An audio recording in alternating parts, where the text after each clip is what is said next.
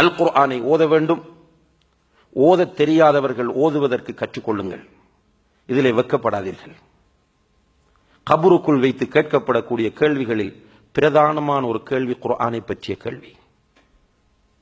கபருக்குள் நம்ம இவ்வளவு காலம் கேள்விப்பட்டிருக்கிறது, மன் ரப்புக மா தீனுக மன் நபியுக, உன்னுடைய ரப்பு யார், உன்னுடைய மார்க்கம் என்ன, உன்னுடைய தூதர் யார்.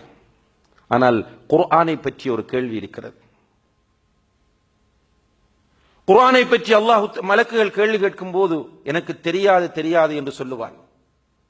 அப்போது மலக்குகள் சொல்வார்கள், லா தரைத வலா தலௌத, நீ குர்ஆன் என்றால் என்ன என்று அறிந்து கொள்ள முயற்சி செய்யவும் இல்லை, குர்ஆனை நீ ஓதவும் இல்லை.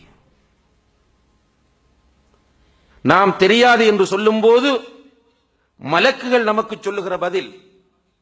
எனவே கண்ணியத்திற்குரியவர்களே, குர்ஆனை ஓத தெரியாதவர்கள் ஓத கற்றுக்கொள்ளுங்கள். இதிலே வெட்கப்படாதீர்கள். இது நம்முடைய கபருடைய வாழ்க்கை தொடர்பான பிரச்சனை, உலக பிரச்சனை கிடையாது.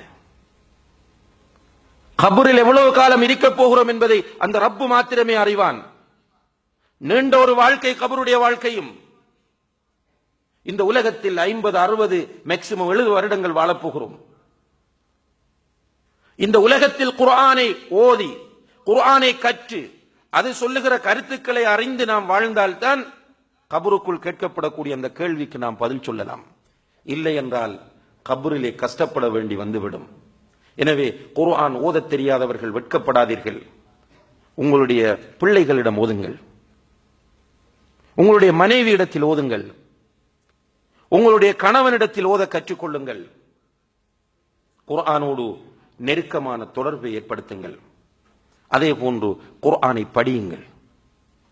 ஒரு நியத்து வையுங்கள், நான் என்னுடைய வாழ்க்கையில் ஒரு தடவையாவது இந்த அல் குர்ஆனை படித்து முடிக்க வேண்டும் என்ற ஒரு நியத்து வையுங்கள். குர்ஆனை படிக்க இப்போதே ஆரம்பியுங்கள். முயற்சி செய்தால் ஒரு மாதத்தில் தாராளமாக அழகாக புரிந்து முடிக்கலாம். நிறைய கிடையாது. பெரிய தர்ஜுமத்துல் குர்ஆனாக தெரிகிறது.